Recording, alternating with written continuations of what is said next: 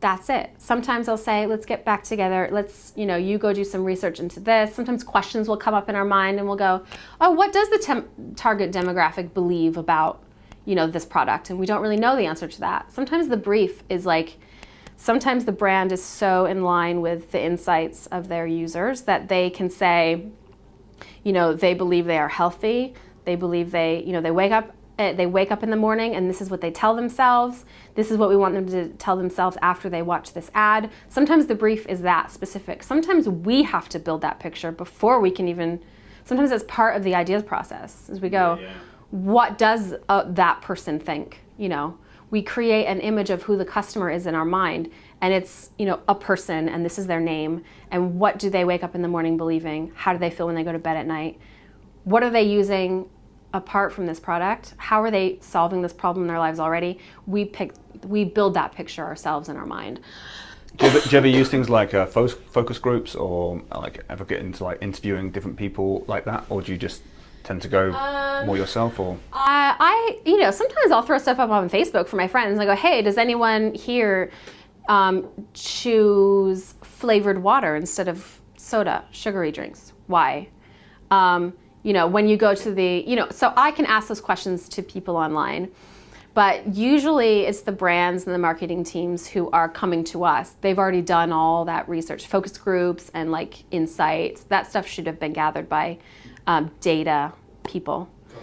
So we don't do that.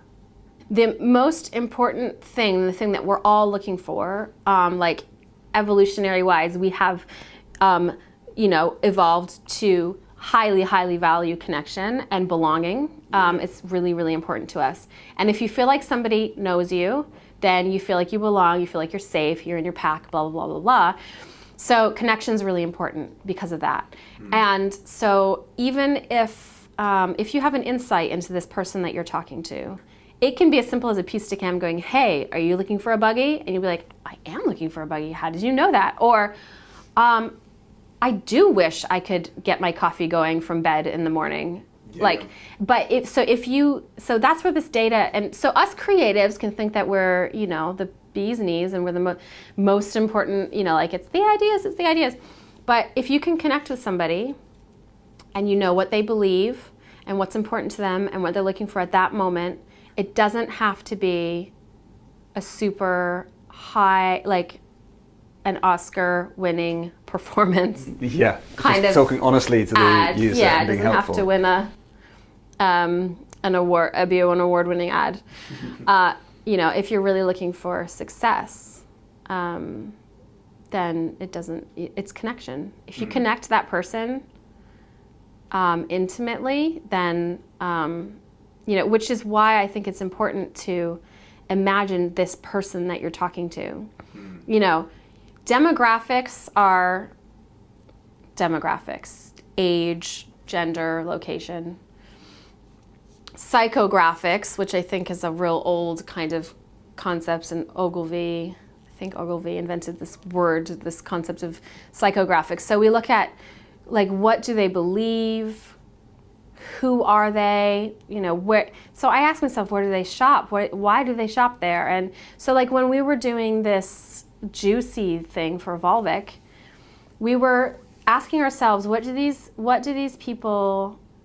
this person who goes to the 7-Eleven and they have a wall of drinks they can choose from. You have water, you have juice, you have sugar juice. It's not really juice, but it's just disguised as juice.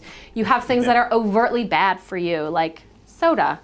What would make them choose this?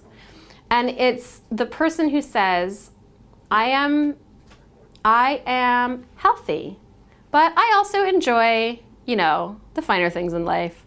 I will spend more on this, or I am not so boring that I would drink water, but I'm also healthy, so I won't drink soda.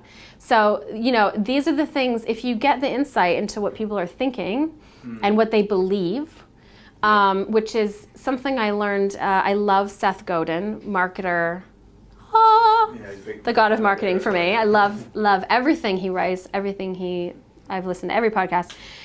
And his book, All Marketers Are Liars, was incredible because it challenged and invites us to ask ourselves, what are the lies, and they're not all lies, but what are the things that people tell themselves?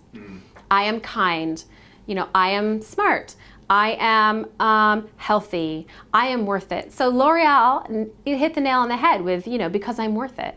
And that resonates and that connects with what that woman believes. The woman who they're targeting does believe she's worth it. And so it's like, we know what you believe, we hear you, we're connecting with you. So they're talking to 1 million people and one person all at once. And so, so like in this process of going through these insights for this juice, and I've said this before, and this is almost an embarrassing thing to admit, but I drink Smart Water. Smart Water? Yeah. Which is? The most expensive bottled water that you can get. When you go, there's a bank, of bottled waters. There's a store brand. There's a brand of water. Right? So Smart Water is a brand of water. Is it in the UK? Yeah. Okay. And like Madonna washes her hair with Smart Water or whatever. All right, okay. The point is, it's good enough for her then. It's packaged differently.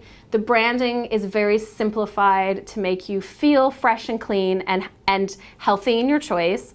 And it's a load of BS, but it's the most expensive water. And I buy it because I didn't realize this until I started going through the process of identifying who would buy this flavored water.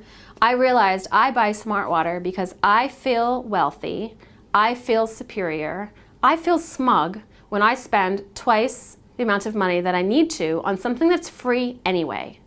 And that is why I buy Smart Water, because it makes me feel smug and important and rich. Yeah.